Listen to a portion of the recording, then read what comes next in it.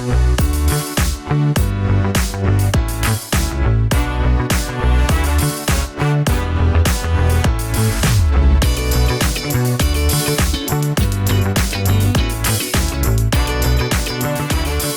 to the Hoof and Fang podcast. I'm Kurt Graves. I'm JP. Hi. Hello. We have with us our very special guest host, JP Rindfleisch IX, one of our favorite guests from the podcast, author extraordinaire, podcaster as well. Thank you so much for filling in for Maz for these couple of weeks. We really appreciate it. Of course. I was happy to. When you reached out to me, I was like, ooh, this sounds fun. Why not? Good. Yeah. I mean, if it's not fun, don't say it into the microphone. Yeah. That's true, I guess. So tell me, it's been so long. What's new in life? How are you? What's going on? What are you doing work-wise and life-wise? So many things. I like to busy myself, I think. So I am ramping myself up for a Kickstarter release. I'm just waiting for a book to arrive from the UK. It still needs to print. It's going to take 300 years. I am chomping at the bit because I want this out. So this is my serial that I was writing called Mousefoot Apothecary. I think last time I was on. And yeah, now I've novelized it. I have it ready. It's just I want the sample copy before I launch the Kickstarter. And so yeah, I have a secret project that I'm working on with Tapas Entertainment, which will be my third cozy serial. So nice. Yeah. How about you? I love the verb novelized. Yes. It's novelized it. I wish I could take my life and novelize it. Indeed. Yes, get something out of it.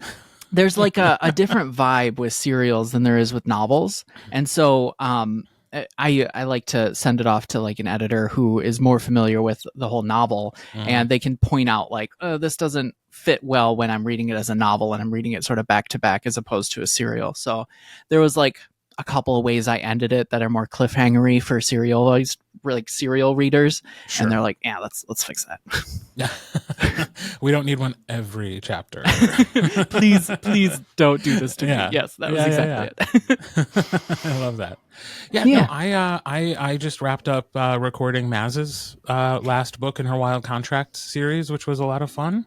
And I also have some things I'm working on. Some things I'm not ready to talk about them because I'm not sure if they'll ever come true. But I've got some creative things going on, and then I just jump into my next book, which don't ask me what it is. I don't know. A mystery. That's a problem for tomorrow, Kurt. I haven't even looked that far ahead on the calendar. I need to prep it and get ready to start recording later in the week. But yeah. Same old. Maz should be moved in, right? If I listened correctly. I do have like an official update. I'm not sure if I'm supposed to share this, but I texted her. And she has arrived in her new state. Yay. And I believe all her stuff is arriving today, the day we're recording this podcast, which would be Tuesday if you're listening to it on Friday. So I believe by this point on Friday, she should be moved into her house, have some of her stuff unpacked, and is maybe thinking about getting that office ready so she can come back to us. Yeah. But I do know she left Sunday, and Sunday afternoon we had like a big old snowstorm. So she left at the right time. And I did check in. I was like, did you leave before this started? And she was like, oh, yeah. I'm like, good.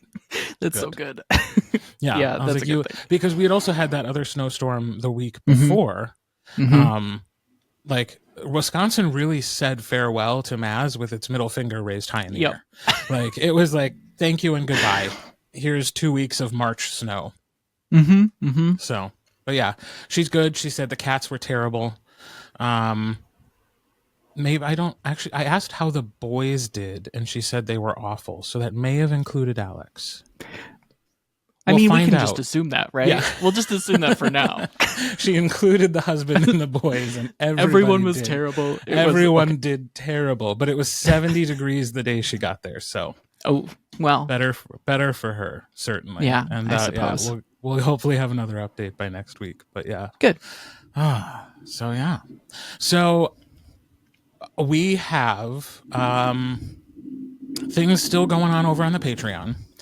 So we're still doing our Animorphs reaction videos every week. We have those in the can, so those will continue even while Maz is gone. And we are still taking a break on the early shift until she figures out her recording situation. So no episodes on Mondays for now. But again, if you want more of me, Queers and Quills is going on twice a week right now and 3 times a week starting in April. So you can get your fill of Kirt. You really, really can. Or you can go to Audible and pick up any of the 250 books plus where you can get sick of my voice. And thank you for not already being sick of my voice. How's the Queers and Quills podcast going? It's awesome. I'm having so much fun. I wish you were going. I'm a doofus. I had no idea. Like, these are just things that I need to collect. And so I was looking at it earlier and I was like, oh, there's a sign up for 2027. So I was like, I guess I could do that, but that's about the earliest. Is that when maybe that's when they plan on doing the next one? I don't know. Yeah, it must be. They're taking a year off in between, which would make sense because they've done so much work and like first time conference. I'm sure there's a lot of things to figure out, but no, it has been such a blast. The format is very like last minute made up because we had this whole grand plan for what we wanted to do, and then Maz got her job. And like was not going to have time to do anything for it. And it was like, well, let's pivot. Let's do something else. It has turned out to be the most fun thing. Like just like having a chance to chat real quickly and then jump into like a game with questions has been the most fun so far. Everybody who's been on it has been a delight. And like, I'm just so looking forward to going there and meeting all of these people in person. Well, good. Is it entertaining to the people listening to the podcast? I don't know. Those people have to listen and tell me. Yeah, they can figure it out. That's how the rules work, right? I hope so. If I'm having a good time, hopefully they're having a good time. Yeah. So, yeah. So, speaking of Animorphs. Oh, my God. This week we're going to be talking about some of our comfort reads / watches. And one of the most recent book series that I have reread was Animorphs. I know you were listening to our recaps, and I'm so curious about your reaction to the recaps. I love them because I grew up on Animorphs. I didn't read the entire series, but I grabbed the books whenever I could find them in Walden Books. I had the toys. Walden Books. Yeah, I had the fun changing toys. I had collected the VHSs of the show. I loved Animorphs. It was my jam. So listening to you guys talk about it, and then there was another podcast. See, this is my problem, is I also listened to another podcast years ago about it because I love hearing people's takes on story. And so it was really fun, especially because you guys went through the whole series. And so I was able to get sort of the your take on the whole thing. And that was really, really fun. I enjoyed it. Yeah. Were there any memories that like came back to you as we were recapping and you're like, oh my God, I forgot that happened? Well, so the funny thing is like I'm kind of like more visual. So even if we're talking about some of those earlier books, I'm seeing the show in my head and I'm just like rewriting it as the show because I just see those characters now. So I'm just like, I remember all these moments, and just Tobias and his little problems he has. his little bird problems. Were there any takes we had that you were like, no, Kirt Maz, you got this wrong? No, I don't think so. I honestly, like, I was just here for the ride. And like, I don't really, I love hearing people's takes on everything. I'm one of those people that I just kind of accept balance for the most part. And there was nothing that I was like, I absolutely disagree. Well, that's good. Yeah. I would love to hear from some people who did, though. I would love it if somebody was like, I defend this decision of K.A. Applegate to death. I was like, all right. Yeah. This is the hill I will die on. I did go down a little rabbit hole of like fan theories about Animorphs because I was having too much fun. And I did collect a couple that are just silly, goofy, and then one that I find really interesting. Oh, would you like to hear them? Sharing? Yeah, of course. Absolutely.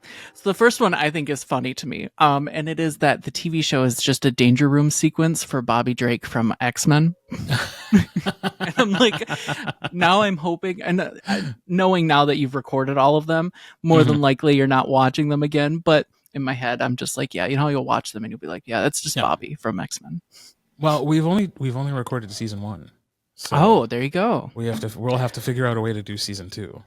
Still not sure how that's happening remotely, but we'll figure it out.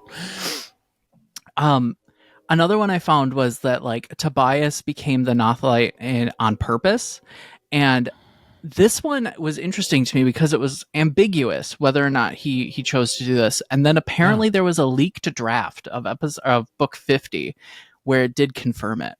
So I was like, oh, interesting. I thought that was kind of cool. Yeah, that would have been a real, you know what? Honestly, with some of the shit they were exploring in the later books, that would have been an actually interesting thing to talk about. That like, yeah, he chose that life for himself because like the life he was going back to would have been so hard. Yeah. And like they absolutely could have revealed that during the book when he went and met his mom and found out that like she had amnesia and couldn't remember him, and that's why he was abandoned for all those years. You know, that would have been a good time to reveal that, like, oh, actually.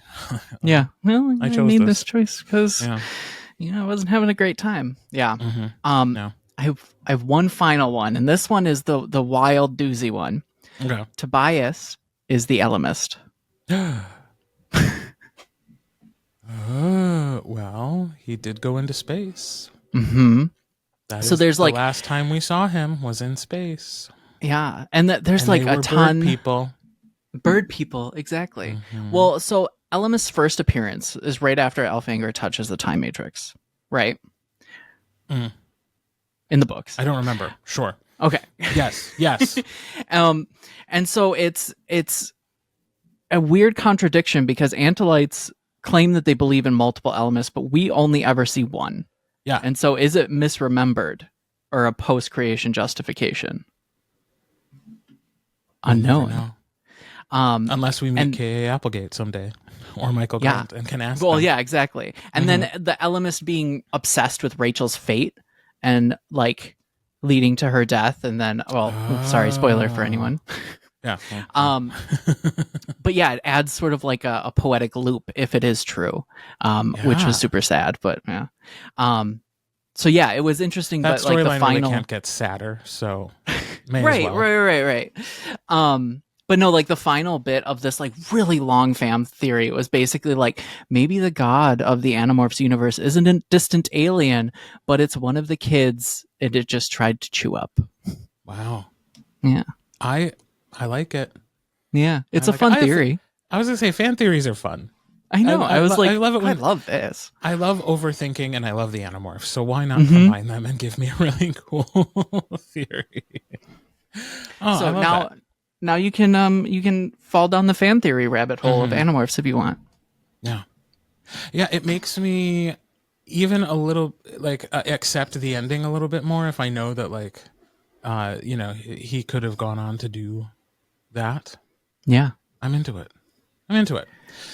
Oh, all right. So now that we've rehashed that territory, I am curious about what some of your comfort watches or listens are. And I guess first we should define like a comfort watch or listen or read, which is just something that you'll go back to time and time again when you just need something for your brain that's not going to like challenge you and will just make you feel some warm feelings and like get some serotonin moving in your brain. Yeah. It doesn't have to be serious. It doesn't have to be like warm and fuzzy content. It's just something you go to because you're familiar with it. You like it. It like for me, a big part of it is it just doesn't challenge me in any way. I don't have to be worried about the outcome. I don't have to pay attention really if I can drift. So like those are all parts of like a comfort like watch or read for me. Okay. Interesting. Well, my first one is Schitt's Creek for sure. Nice. I mean, I think I watched that thing over and over and over again, as much as I could. It's also just sort of like how I grab some of my characters that I like to write to, just because the banter and just how over the top they are. nothing terrible is going to happen there. I can go there and I can enjoy the world I'm in for just a little bit. So that one's definitely one of my first ones. Do you rewatch every season? Mm-hmm. From the beginning to the end? Yeah. Okay. Yeah. And so, and like when I think I didn't catch on to Schitt's Creek until the last season was like partially airing. So I think I had to like rewatch it a couple times. But yeah. I think you were in good company with that. I feel like a lot of people caught on to Schitt's Creek at the very end. Yeah, I hated the first episode the first time I watched it. Well, and that's why I asked if you start from the very beginning, because the first season is fine. Mm-hmm. But it is one of those shows that definitely got better in season 2. Like it learned what 100%. It was and made itself better for season 2 and onward. Yeah. So, I'm not sure I would watch season 1 again if I didn't. Yeah. I'm a weird completionist, so I couldn't just start season 2. I would have to go back to season 1. I don't know. Something weird about that. I couldn't do it. Fair enough. Well, I will say my first one is, I'm cheating and doing a couple things. The first part is it's 30 Rock. So also a comedy television series. I will say I usually skip the pilot and a good chunk of the first season because I do think it found its footing later in the first season. So I'll usually just start at one of the episodes I like more. But oftentimes it's what I'm putting on as I'm falling asleep. So like, it doesn't matter. I'm going to fall asleep anyways. And then it's just going to keep running in the background until my phone is like, you're no longer watching? Great. Goodbye. So anytime I'm rewatching a TV series, I'm like 30 Rock, I'm missing 2/3 of it. And it's just a matter of like circling back around. And then hopefully I'll catch a different part the next time I come around. But I'm also combining this with Tina Fey's Bossy Pants. Her memoir, specifically in audio, is something I have listened to time and time again. It is definitely a comfort listen. It is something that keeps me engaged, especially on long car rides. And yet, if my mind wanders because I'm thinking about something else, it's okay because I basically know those stories inside and out. Yeah, I haven't listened to that. Maybe I need to pick it up. It's so good. Okay, yes, listen immediately. Noted. Yes. Okay. Your local library should have like 10 copies because it was that popular when it came out. Perfect. No, I have like Libro FM, so I'll probably grab an audiobook of it. Yeah. Oh, it's so... I mean, I hope I'm not letting you down. But like, to me, it's like the memoir that set the bar for celebrity memoirs. Like she just nailed it. Well, she just nailed it. Good. Yeah. So, okay. What else is on your list? Okay, so I have one that's written there that's not true. Next one I'll say is The Magicians, which is oddly, it's a comfort watch because I just love that world and I love those characters, but it is also like a hard watch, if that makes sense. So if I want, like, it doesn't bring me joy, but it does, if that makes sense. Because sometimes you got to have those feels. And again, like that first season, not great. The rest of it, love it. No. They made some weird choices when they switched things up. Yeah. For that. I mean, and like seemingly unnecessary ones. Because if I remember correctly, because I read the books, I loved the books. I also got them in audio. I remember listening to them as we were painting our house, the first time John and I moved in together. I mean, they were like college age. Yeah. Right? Yeah. So it was sort of weird that then they chose to make it graduate school age. Yeah. Like they aged them up even a few more years. And I was always like, was that just because of the actors? They just wanted these actors and they wanted them a little older. But once I got over that, I came to enjoy the show for what it was. Yeah. But, that was... This series, too, was one of the ones that really solidified how I like when media gets moved into another form and it doesn't stay 100% true to its original. Yeah. And in this one, they argued that it was, I think, just like another dimension or something like that, like, or an alternate universe. And they had room for that and an explanation for that. And that just made me appreciate it because, like, they had Lev Grossman on for the show. They recognized the differences that they were making. And I don't know why, but I just loved that these two entities could exist separately and that they just feed into each other.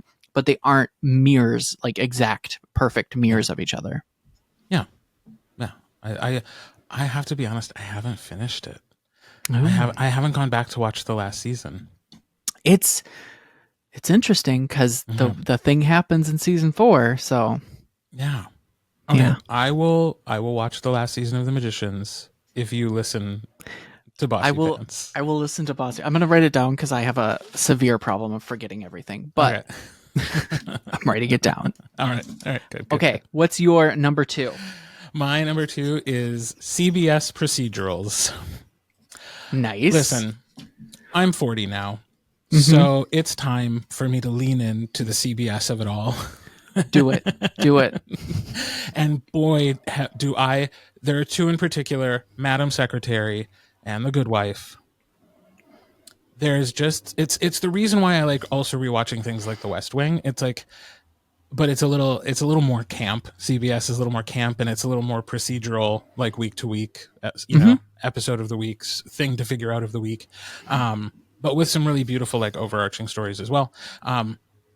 I love those 2 series in particular because it's like 1, strong female lead characters. Yep. 2, competent people doing their jobs well. They're not perfect people, but they're competent and they are working hard to do their jobs well. And that is not looked at as a vice or something to be overcome. They are just like invested in what they're doing, trying to make the world a better place, or like trying to help a client. And like, it makes me feel good to watch that happening as fiction on television, since I so rarely get to see it in real life. Yeah. You know, escapism, I guess, unfortunately. I will say, though, this last rewatch of Madam Secretary was rough because they predicted a whole bunch of shit that's actually happening in the world right now. Yeah, like, of course. like international conflicts that have come to be since the show aired. Like, they talked about it happening as plot points in that show. Yeah. So it was like... this isn't a comfort now for just a hot minute. It's like, oh boy, this thing. It was also airing during the first Trump administration, so some of their storylines are like things that happened during that time, and it's like, oh yeah, that, Jesus, how did I forget about that? Because there was so much shit. But I guess in a small way, it's also a tiny bit comforting because what it tells me is that there were things happening back in 2017, 2018 that were predicting some of the shit that's happening now was going to happen. Yeah. And so in some ways, it makes me feel like, you know, these were inevitabilities. Yeah. And that it's not because we dropped the ball or like we took our eyes off the international game. These things have been brewing for a long time and they finally hit a breaking point. And I would like us to be better prepared to deal with them. I would like more competent and caring people to be in power to deal with these things, but they were brewing. Yeah. So, yeah. Yeah. All right. And so that's a comfort watch for me. I see. Interesting. Okay. But it's comforting because I know the outcome. Like, even when sad things are about to happen, it's like, I know the outcome. And sometimes I am just like, I'm just going to fast forward through this 20 minutes because I know it's awful and I don't want to watch it. Well, and even though, like, even then, it's the procedural nature of it that has the comfort, right? So even if it is a heavy topic, you know how the structure is going to be. So you have that control of knowing how it's going to end, which is sort of the joy in like procedurals, I would think. Yeah, I mean, it's why they're so popular, and it's why they continue, and it's why there's 40 of them on CBS at any given moment of the day. Yeah. So, all right, what's next on your list? All right, so I have written here the Lyrial book from the Abortion series, but it is truly the Abortion series, Garth Nix, kind of as a general, because the Lyrial book, which is the second book in this series, was the first book I picked up, in which it was a big, thick fantasy book, and it was about a girl who didn't fit in a magic school because she has a weird, different type of magic. And for some reason, that's the one that, like, whenever I think about like what interested me in like writing and like the fantastical, I think it's really that book, which is so weird because it was the second book in a series. But like, I've gone back to that series and I just enjoy it. It's like the nostalgia ride. It's still a pretty strong story. And then the other, like, the like 7 Keys to the Kingdom story, which is like all about the days of the week having like a god or whatever, and its own domain. It's super fantastical. It's another Garth Nix book. Both of those still hold really strong to me because it has such a unique way of storytelling, and so like I just like going back to them because they're really fun. I have to admit, I had to Google this when I saw it on the list. I am unfamiliar with Garth Nix or the series at all. So yeah, oddly, I mean, like I read the first book, which is Sabriel, which is like, it's still good. It's just heavier on the fantasy, and this one's heavier on like the magic school fantasy. And I didn't feel like I missed out on a ton by reading book 2 first. So your experience may be different. Well, we'll see. We'll see. Yeah. I also have a book in my third thing, which is funny because I didn't put any books down at first until I saw your list and was like, oh yeah, books. But the thing is, I don't typically reread books. I had to think about, but I do re-listen to audiobooks, which is when I remembered that, like, oh yeah, I've re-listened to Bossy Pants a bunch of times. And the other one that I do actually go to for comfort is Untamed by Glennon Doyle. I'm not usually like a self-help memoir-y type of person. I'm too cynical for that kind of bullshit. But the way she talks about her life and the conclusions she reaches from the things she went through with her family, with her husband, with her kids, the way she looks at the world, I just so appreciate her viewpoint and the way she walks out of a firestorm of shit and is like, but here's what I learned from it. And that's why it's not all bad. And boy, do I need that reminder. Yeah. Over the last few years, especially. Yeah. Like, to be gentle with yourself, and also, like, if you have to really let loose and roar when it's appropriate. So. All right, I'll write this one down too. I'm not sure if it's right for everybody. Like, but if you're feeling down about the world, I do think it, like, it's good. I've also sent it to like every one of my friends who's gotten a divorce because it talks so eloquently about divorce, and like, it doesn't have to be considered a failure. You know, successful marriages can end. And like, again, like, that's just an example of like the way she has come to look at the world. And I'm like, so great.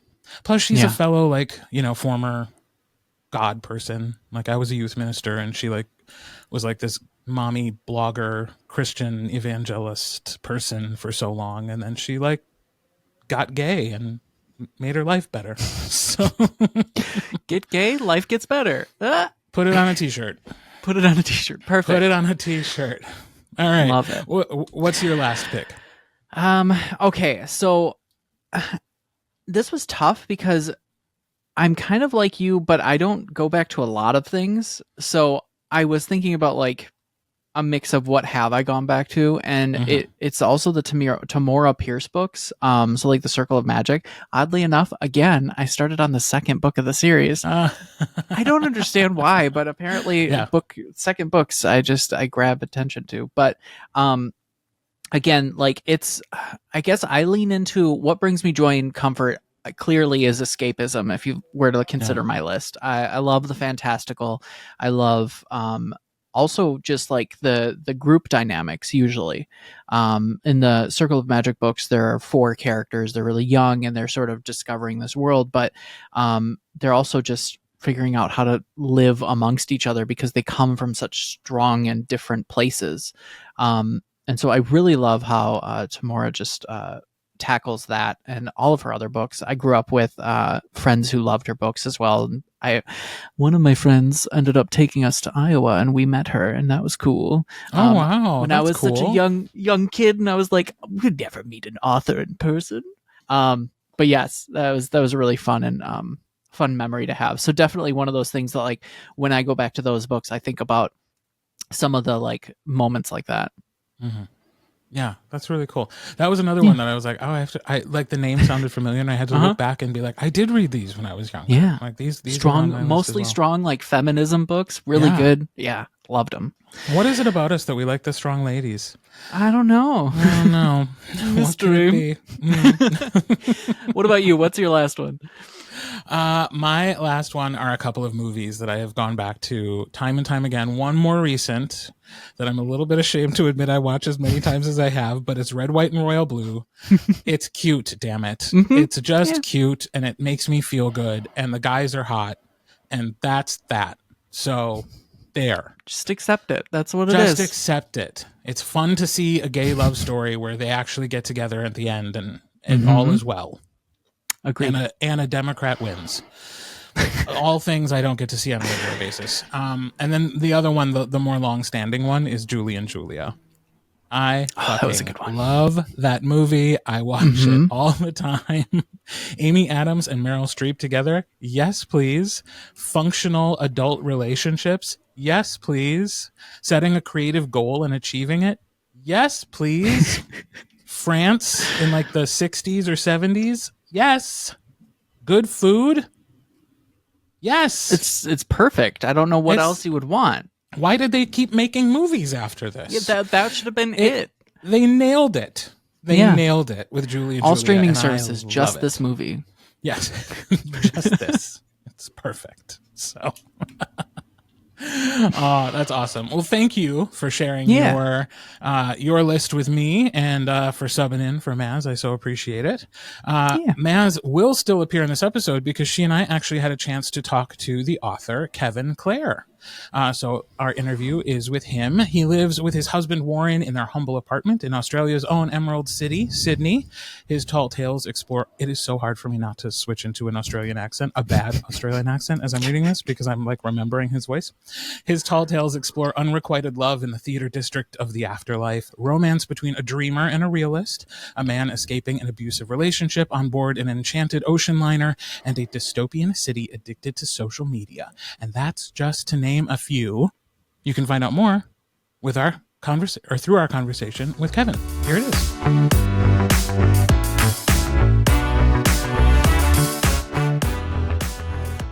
Welcome to the podcast, Kevin Klehr.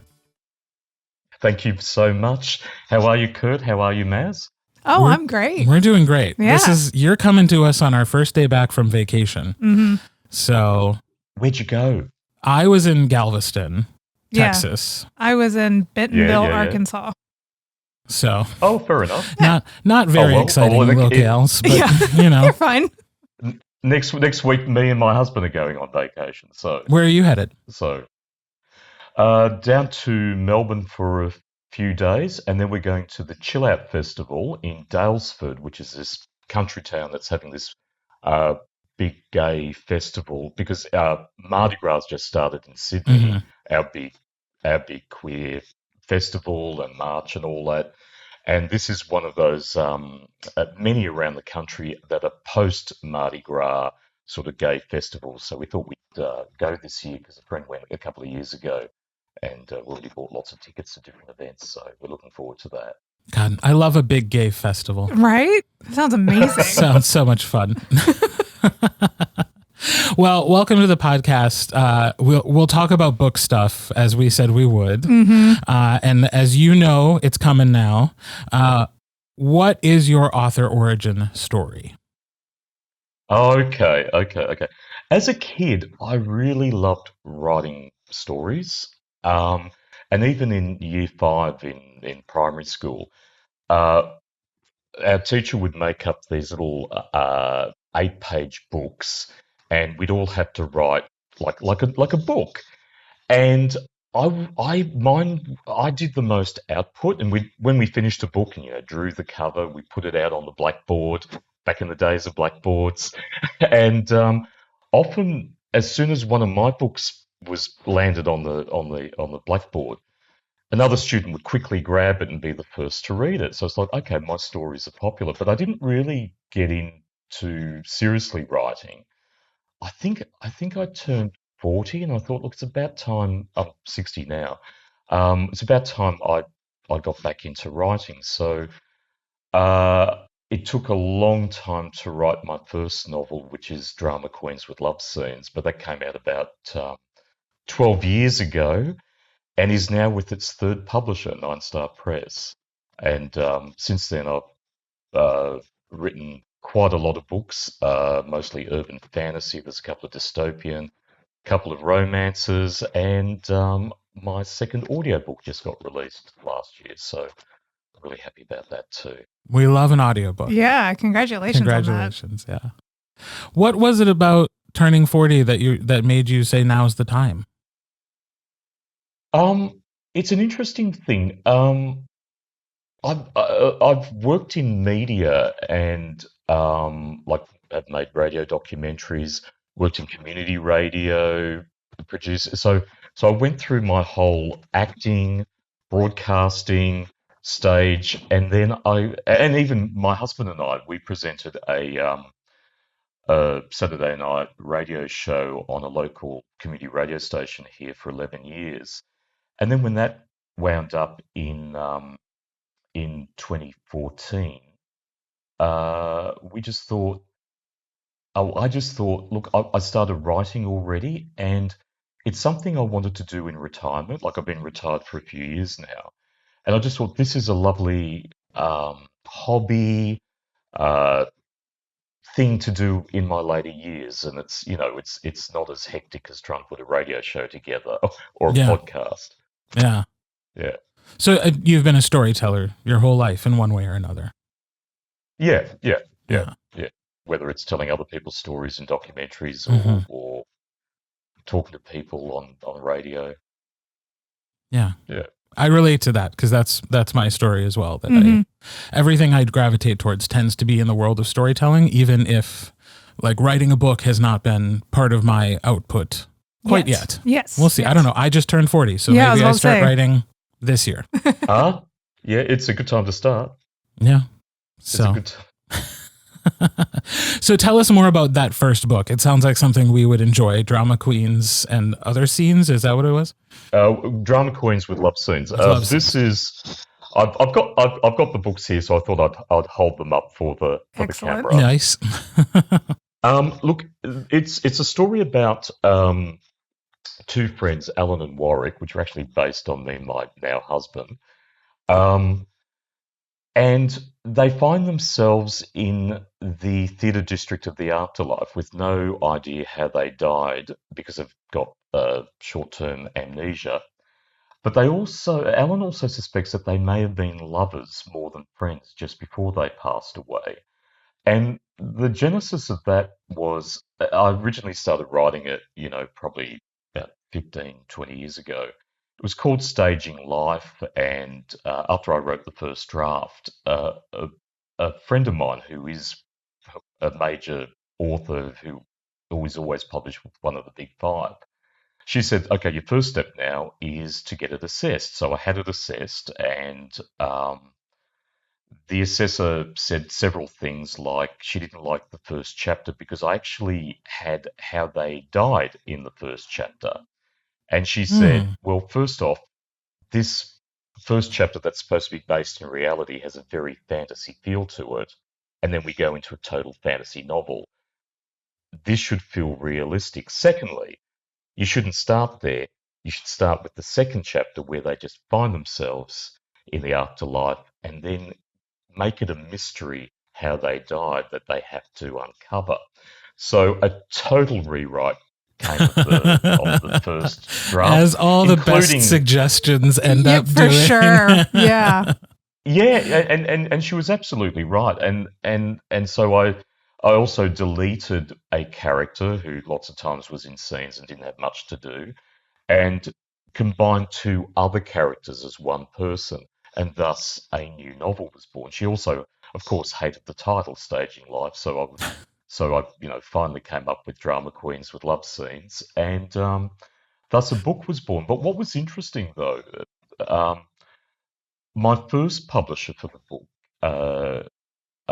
Charles River Press, I had a brilliant editor, and we did 3 months of rewrites, restructuring the story, getting rid of chapters that kind of were similar to other chapters and didn't progress the story as much. She really taught me about show, don't tell.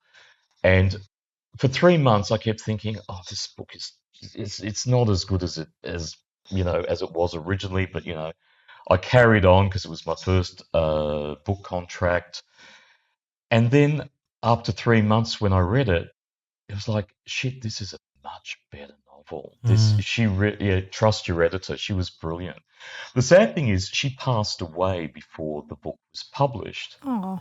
But when my second book came out and my third book came out, just the day before, I'd get spam from her email account. One time it was a LinkedIn invitation, and one time it was just one of those spam things you get, that we always get, whether it was Viagra or, I'm a prince and I need to put my money in your account, blah, blah, blah. And I just sort of saw that as she's looking at me from the heavens and she's wishing me good luck with my second and third release. Wow. That is some crazy timing. I kind of love that. Yeah. That's sweet. Yeah, yeah. There's a book idea in that too. Oh yeah, somewhere. Right. Communicating through spam. That's great. It would have been spookier if she actually wrote me an email. Right. That would be less charming. Yeah, I think it would be a horror, that would be a scary kind of situation, but I still love it. So that first book became a series then? What? Yeah. Now, the interesting thing is the book contains a insecure angel character named Guy. And I was already writing the sequel, and I didn't have Guy in the sequel. But when the reviews came out of Drama Queens with Love Scenes, everyone loved Guy. Guy was everyone's favourite character, and I thought, oh dear, I haven't even included him in the sequel. So I had to do a major rewrite, and the second book is Drama Queens with Adult Themes, which looks at the reincarnated Alan and Warwick as people on Earth, while heavenly beings are playing with their lives and creating havoc. And then the third one, Drama Queens and Devilish Schemes, has Adam dead while his partner is still alive, and his partner. These guys just cannot catch a break. Right? Goodness. Yeah. Plus, in that one, everyone's favorite character, Guy, starts becoming an alcoholic. So, so it was fun rewriting it. But I must say, because they're early books, and I never reread my own writing. I can't. Once it's out there, I'm fearful that I'll find a mistake or a better idea or something once it's out there. But I reread this one because this is different to the other two where they're written in first person. This is written in first person through three characters' points of view. And I was writing another novel recently, one of my current works in progress, that does the same thing. And I wanted advice on how to work it. So I did reread one of my own novels, was pleasantly surprised it was better than I thought, but I kept thinking, I'm a much better writer now. I would love to rewrite this book as a darker version, a more complex version because of its ideas. But of course you can't, once the book is out there, you can't go rewrite the same story and give it a different title and do all that. Right. But yeah, it was an interesting project. I bet you could do like a not a re-release, but like an alt version and just make it like a special edition thing. Kind of like, this sounds like it would be fun. Taking like an original concept. I'm just thinking like with my author brain, because I'm the same way. I don't like to reread my stuff because I'll read it and be like, oh my God, I could do better this time around. But every once in a while I do pick it up and I'm like, I'm funny. You know what I mean? But yeah, I think it would be kind of fun to like take an initial concept and then make it dark, or like if you had a dark book, make it funny and just like do it for fun and then like release it as like maybe a freebie, like do a chapter or something, like reimagining your own story as like a horror novel or something. That'd be kind of fun. I don't know. I'm into it. I think that's such a cool idea. It's interesting. Go ahead. Sorry. I was going to tell you a different story. It's something interesting because the Drama Queens novels, or what we call Act as an Angel series, are my earliest works. When I'm at book festivals selling my works, people take an interest in Drama Queens with Love Scenes, but I guide them towards a more later release. And this is a horrible, I shouldn't.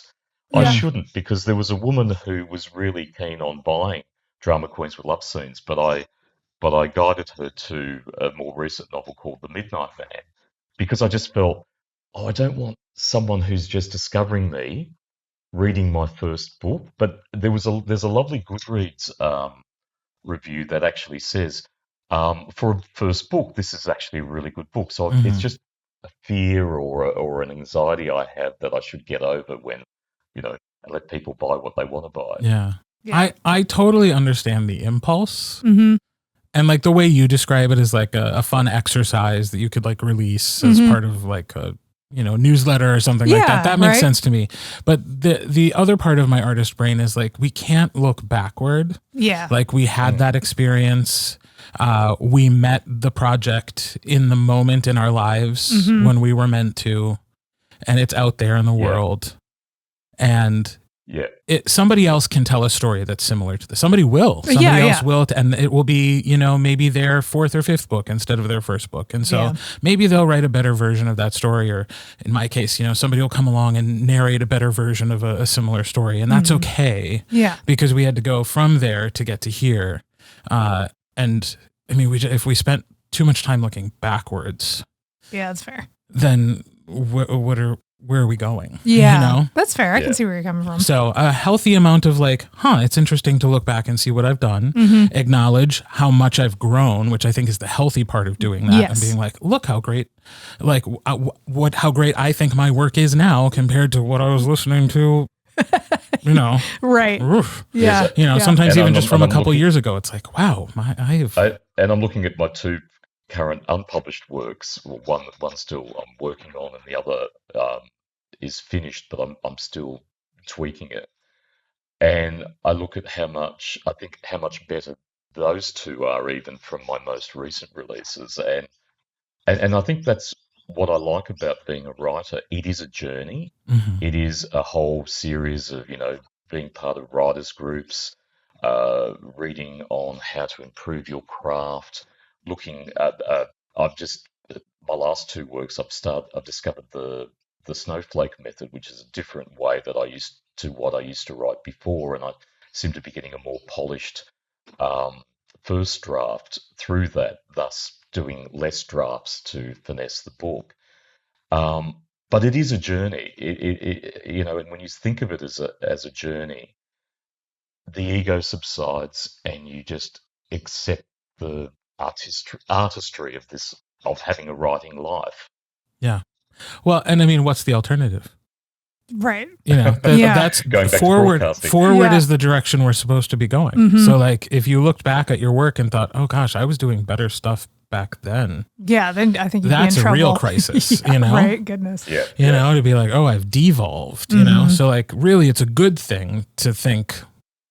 Yeah. Not little, but to think less of your previous work in a way where your instinct might be to like hide it away and shine a light on the more recent stuff. But that's where we as artists need to just tell that little voice in our head to shut the fuck up. Yeah, we're also and let the person buy the book. Right. I was going to say we're also really, at least I think we're very similar, because I get the same way when people are looking at Heartache and Hoofbeats, which is the first thing I've ever done. It's about cowboy centaurs. It's so super silly. So when people pick that up I love it. It's ridiculous. I love it, but it's ridiculous. So when people pick that up at conventions, I usually am like, oh, it's good, but like this one just came out, and I'm like, okay, but people do like it, like it's. Plus, it's the start of a 7-book series. Yeah, so you could sell 7 books if they really like that first one. I'm like, I need to knock it off because I could upsell, but like I get the same way, because I'm like, I mean, it's fine, it's cute, but like this is my newest thing, so this is me at my best. But this is where I grew from, so it's probably not the best thing I've ever done, but it's still a story that I made that I love. So I totally get where you're coming from. I do the exact same thing. I don't have the luxury of doing that. The very first audiobook I ever did is still the most popular thing I've ever done. So I don't have the luxury of being like, no, don't listen to that one. Yeah, right. You have no choice. Damn it. The silly thing is, after she left, the next day I thought, I should have just given her my first. I got her to buy my most recent book. Yeah. I should have given her the first novel free as well, just to thank her for That's you not know, a bad buying. idea, actually. Like if they're Yeah, kind of like yeah. if they can't decide between the two, just be like, hey, look, especially if it's like a small, like I'll anything. tell myself you're buying the new one that I like more. Exactly. Just and you the free get that giveaway. one. Yeah, that's a good idea, actually. I'll justify it in my own head. I did want to ask you about two of your covers in particular, because of the way they appear on your website makes it clear that they're sort of like bookends of each other. Nate and the New Yorker and Nate's Last Tango. He's which ready. is also available in one print edition. Oh, that's cool. That's cool too. Yeah.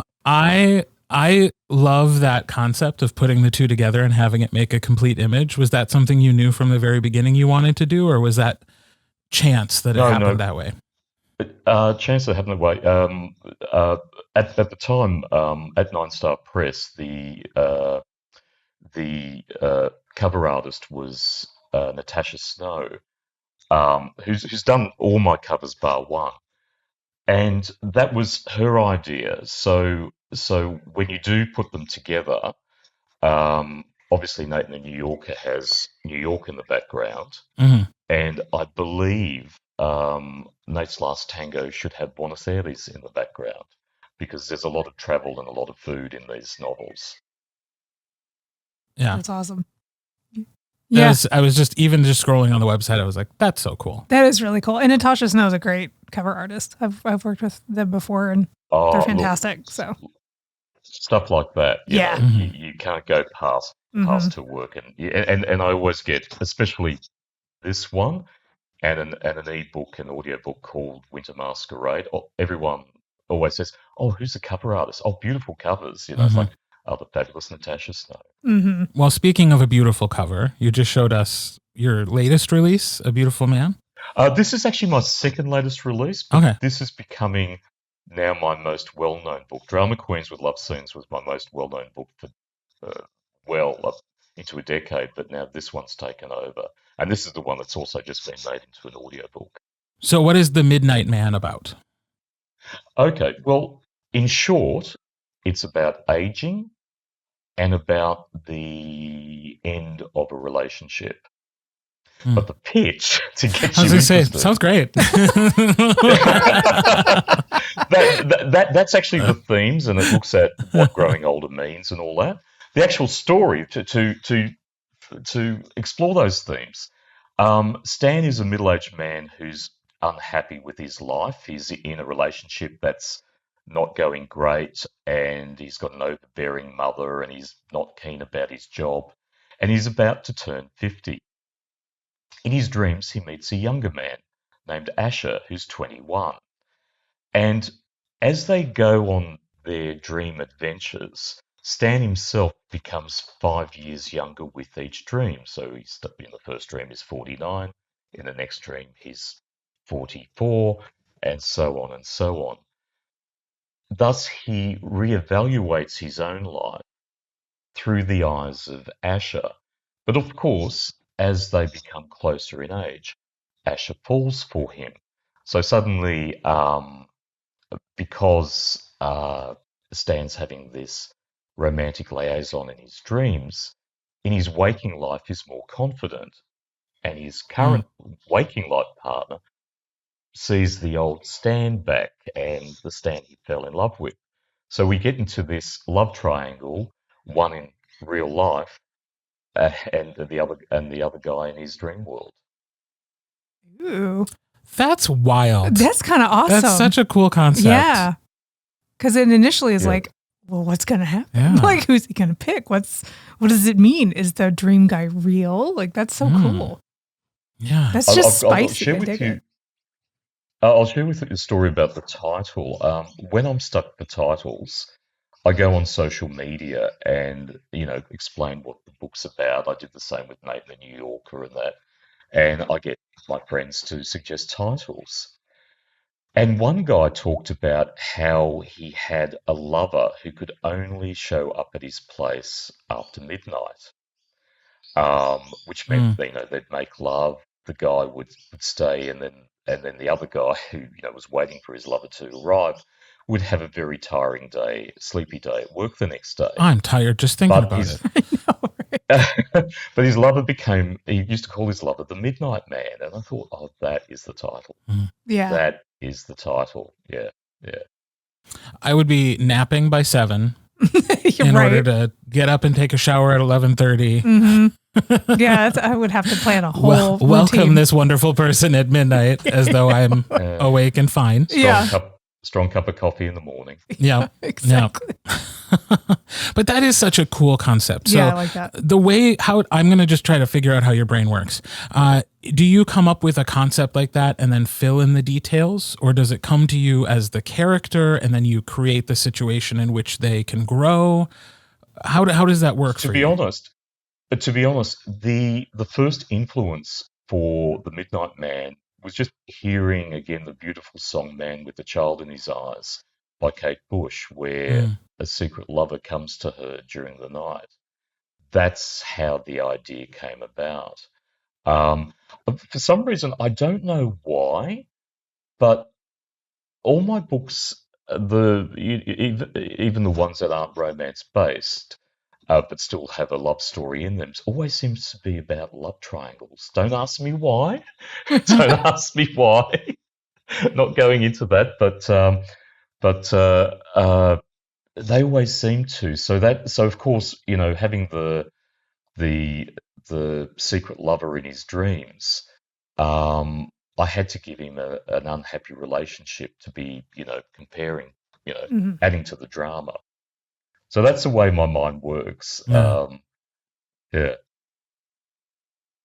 And even to give you another example, one of my unpublished works at the moment is something that's called Tin Men and Scarecrows, and it's about a 66-year-old woman named Dorothy who also has an unhappy life, has a husband who they hardly communicate.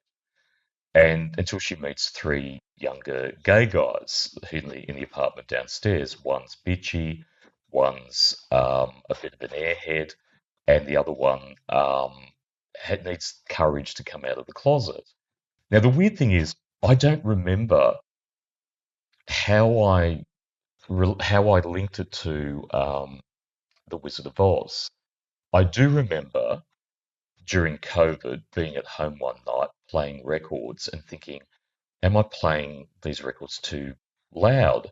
And thinking, could someone be coming down and complain about the noise? And then I had this vision in my head that the me opening the door, I'd just invite them in to listen to the music and give them a drink, which is what happens in the first chapter of this book. And that's just the way my mind works. Something small will spark off an idea for a much larger novel. And then the work starts. The follow then the through work. Yeah, starts. exactly. Yeah. I love that. Yeah, that's cool. So what is on the horizon that people should be looking out for? Look, it's interesting because I used to usually have a new release each year because I had a process where I'd be working on 3 books at once, but each book would be developed over 3 years and each draft, take it up to the next draft. But the COVID years put me behind in my writing because I need to be alone to write, and I have a beautiful husband. We've been together for 34 years. And I can't. I need to be in a quiet space to write. And I can't have distractions. So that's a really good excuse to get rid of the husband. I might have to start writing. and so I've also been on this new journey of like doing a new method that I mentioned before, the snowflake method, in how I now do my writing.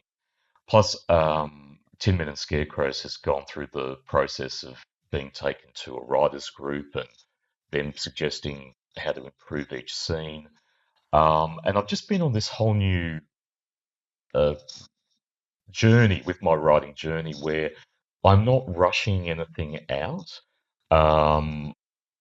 So I don't know when Tin Men and Scarecrows is ever going to hit shelves. Hopefully this year or next year. the other project I'm working on, which has got a secret title because the title's too good to give away. I'm sorry. That's okay. I totally get it. It's